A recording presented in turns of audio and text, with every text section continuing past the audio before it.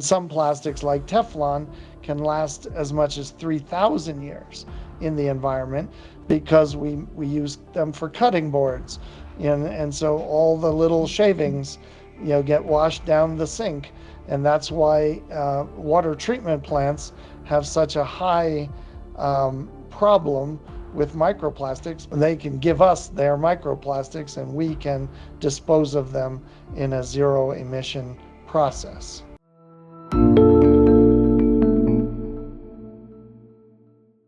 Welcome to our new series of interviews with experts. Today, I'll be talking with Mr. Edward VanDyne.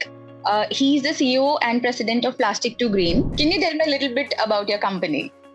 Sure. Plastic to Green was founded 2 years ago with the idea that we were going to clean up plastic by making plastic into high-value commodities rather than make plastic into more plastic. And so we came up with a plasma process to dissociate the molecules or shred the molecules into their individual elements called carbon and hydrogen, which is what makes up most of plastic. Because plastic is a hydrocarbon, mostly coming from the oil industry. And so our process turns those molecules of carbon into carbon black, and the hydrogen we take all the way to ammonia as a fertilizer or a hydrogen fuel. All right. So let's talk a little bit about your technology. The technology that you use, it's called electrothermal dissociation. Correct. Yes. Let's talk a little bit about that. Sure. Dissociation is just another word for getting the molecules to come apart. So we're taking the hydrocarbon molecule and ripping it apart and keeping it apart. And so what we do is do a two-stage plasma process. Unlike first, we gasify the plastic in an arc furnace, and all the plastic itself gets gasified into ethylene, propylene, methane, all kinds of gases that come off the plastic. That goes to a secondary plasma torch that's pretty much identical to methane pyrolysis process that shreds those molecules again into carbon and hydrogen. And then our process specifically takes that hydrogen while it's still hot and takes it to the ammonia catalyst to make it into ammonia. Microplastics and nanoplastics, they are under a lot of global scrutiny right now. How does your process, the electrothermal dissociation technology, separate from the conventional waste to energy method? How is that different? Again, our energy form is the hydrogen that we turn into ammonia. There is no difference between taking straight plastic that's shredded or taking microplastics. So the real value of this process is we can take wet plastic immediately from, say, a water treatment plant that collects those microplastics that are in the water. And we can even take plastics directly out of a river. So as you talked about, it's raining hard there, and then the plastics get washed into the river. We can create what's called a bubble wall across a river and collect the plastics and keep them from going further downstream and into the oceans, and collect those plastics and immediately process them with our process. When you fabricated this technology, when you came up with it, was there any gap in the current recycling technologies that you found that you were sort of aiming to fulfill with this technology? Yes, even in this country, which has sophisticated recycling centers and recycling processes, only plastics 1 and 2, because they all have a number in the triangle, only plastics 1 and 2 have a market. So they separate out plastics, but there's 1 through 7. And so what happens is they take what they call all the plastics 3 through 7, and they put them in a bale and they send them to the dump. So 70% of the plastics that go to recycling centers still end up in the landfill. And so we basically developed this process with the idea that we would take all of the plastic that nobody else takes. And we already have a number of municipalities, offering to deliver it to us for free. Plastic that doesn't break down. Given my background in plasma, I saw another company turning plastic into hydrogen, but they were still emitting CO2. And so I figured out how to modify the process so that there is no CO2 emissions, and the carbon comes out as carbon that's used for anything black is colored with carbon black. I know you spoke that a lot of municipalities hand deliver it to you, but otherwise, where do you source most of your plastic from? We're still a startup that's still getting funding for our first pilot plant, we call it. And so we're still talking to different sources of plastic.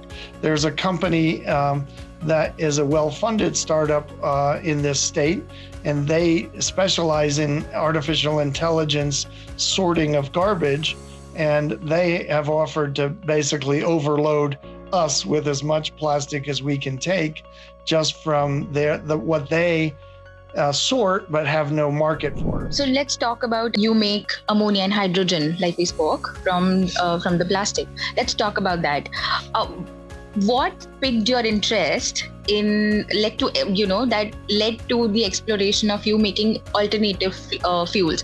Was it the volatility of energy market, or was it just pure recyclable plastic that we want to turn it into something? What was it that piqued your interest? I'm a combustion engineer from MIT and spent many years in the automotive industry working on improving combustion. And the one fuel I dislike the most is hydrogen. So I immediately looked into turning the hydrogen into ammonia, and it turned out nobody had patented that before.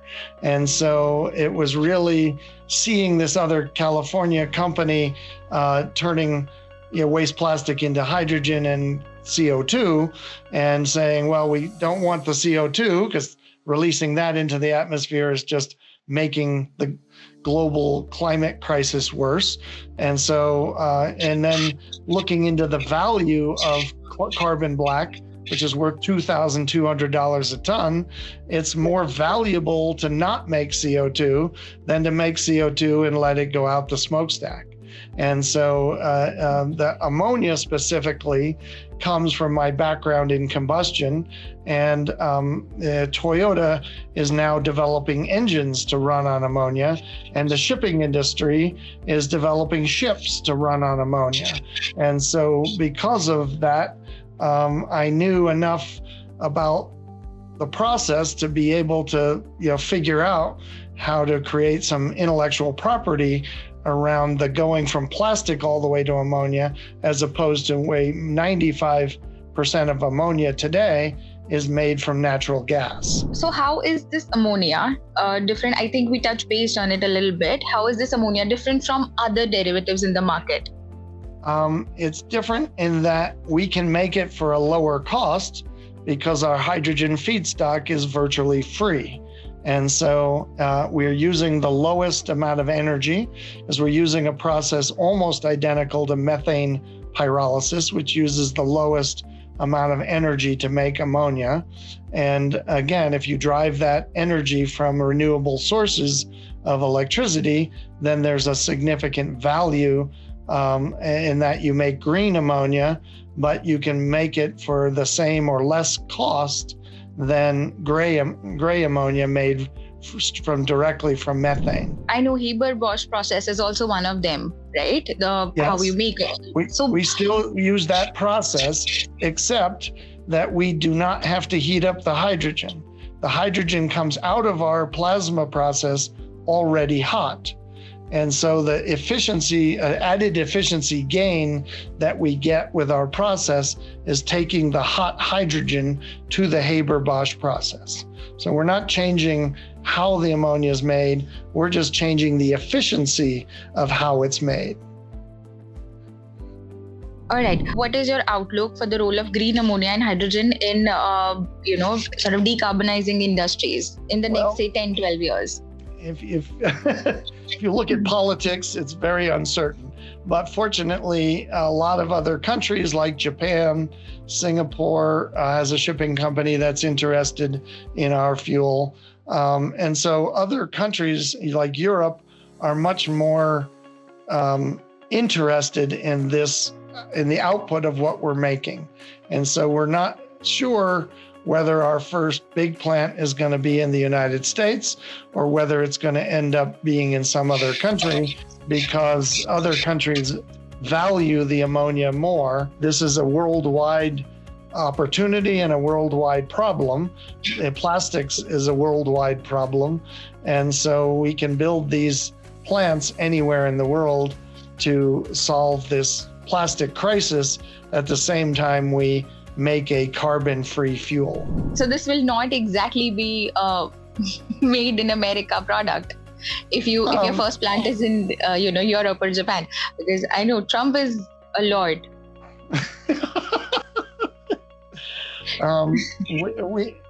We will definitely make our first pilot plant here in Colorado.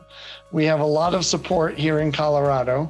And whether or not the first big plant that we make after the pilot plant, that could be anywhere in the world. Originally, we had funding from the Department of Energy and their hydrogen loan program, but that entire office has been fired.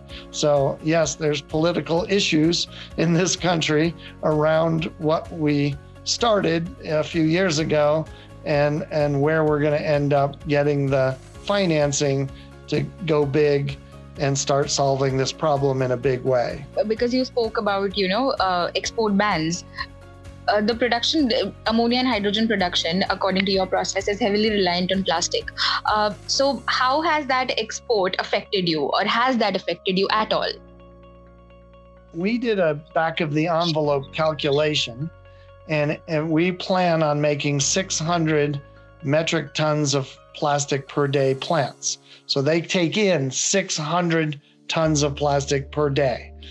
And in order to be 1/4 the size of the plastic industry in 2050, we would need 1,700 of those 600 ton per day plants. So there is no shortage of plastic. And there's once you start sorting garbage, there's even more plastic would be accessible and unrecyclable in any other process. I know we spoke about Europe. So what are the other regions except for Europe that have a high appetite for plastic to fuel technology? We're talking to some people in Indonesia. The Indonesian government just announced a $1 billion a year budget just for plastic cleanup. And so once you clean it up, but cleaning the beaches, it's now sandy, dirty plastic, right? And so getting that cleanup to come to a plant like ours is something that we're looking at working in partnership with a company in Indonesia to develop a plant that processes their plastic, and they now have the budget to get it off the beaches and keep it from going, more of it from going in the ocean. And so once they collect it, they need a process to deal with all of the unrecyclable plastic, which is 70%. Plastics that are made of corn, I'm trying to think of the right word, but anyway, from natural sources that disintegrate faster, it still takes 20 to 30 years for those plastics to actually decompose. And so we want to take those, compostable plastics as well. Right. Let's talk about demand drivers for clean fuels like green hydrogen and ammonia. What do you think are the sort of key demand drivers that drive the need for alternative fuels? Again, you might blame this country, but Walmart and Amazon are asking their suppliers to operate their ships with carbon-free fuel. And so there's a lot of demand that all these shipping companies deliver the goods to Walmart and Amazon, with a zero carbon footprint. And that's driving demand for the shipping companies to adopt ammonia engines in their ships. The benefit of ammonia is you only have to pressurize it to 150 psi to get it to turn to a liquid. So you can store it in the same type of tank as a propane tank. And if it leaks, you can just spray the area with water, and water and ammonia love each other, and you end up with fertilizer being dumped on the ground, which will, as long as it's not too highly concentrated, will end up helping the grass grow and the plants grow. Because ammonia, the reason ammonia is made in such high quantity is because it's a fertilizer, and without it, we wouldn't be able to feed 8 billion people on the planet. And so ammonia is a critical chemical. Do you think regulatory, laws also are a good driver for demand? No. Regulatory will not drive demand in the long run. You can't run a business based on regulatory demand. And so we're not reliant on it being used as a fuel. We can sell it for the same price as gray ammonia and sell it to farmers for fertilizer. There's already an $80 billion a year market worldwide, and it's on its way to $130 billion by the end of the decade, just as for fertilizer and other chemical uses. We can make it for less money than regular ammonia, sell it for the same money with a higher margin, and we don't care how it gets used. If it gets used on a farm, great. If it gets used in a ship, great. You were talking about prices. So how do you decide about your price? What decides the price of your ammonia, since the process is different? The market. It's a commodity. And so we will sell it for the market price, and we will make it, as long as we're driving the process with renewable energy, we will make green ammonia. And when we have green ammonia, we will sell it at the market price for green ammonia, which if you're making it the other way, the typical green ammonia way, you would need to sell it for $1,200 a ton in order to sell it for a profit. What do you think is the biggest challenge, and also what do you think is the biggest opportunity for your company in the near future? The biggest challenge is funding, because we need to stand up an industry, and we're still doing a first of a kind type of plant, even though it's made up of existing equipment that's already available to the industry. We're putting it together in a new way, in a new flow pattern, and that's considered first of a kind, and so that's harder to fund. And with AI collecting all of the investment funding these days, it's harder to fund things that are physical and chemical and things like that. The biggest opportunity from my perspective is the fact that we can clean the planet and make a profit cleaning the planet. And so, it's an opportunity to do the right thing, do good, and not add to the problem with more CO2 or add to the problem with more emissions. And we can create true circularity. Any brands or any companies on a global scale that you're partnering up with? Well, we have a urethane foam company that we are partnering with, and they want us to build our first big plant next to their plant in Houston. And so, yes, we have a number of companies we're talking to about partnerships, whether it's from the supply line of plastic or whether it's coming from the, what are our outputs and who's going to buy our products, so to. When is your pilot plant sort of launching? We're hoping to start construction the beginning of next year and have it fully operational in 2 years. Okay. So apart from this, Ed, what is next for Plastic to Green? Next is really all about fundraising and getting the funding to be able to scale. It's all about scaling and both debt and equity funding that's needed to scale this money-making opportunity. Right. Thank you, Ed, for taking up the time today. It was lovely chatting with you. We had a very insightful, great conversation. Yes. Thank you very much for your time and your hospitality. Pleasure is all mine.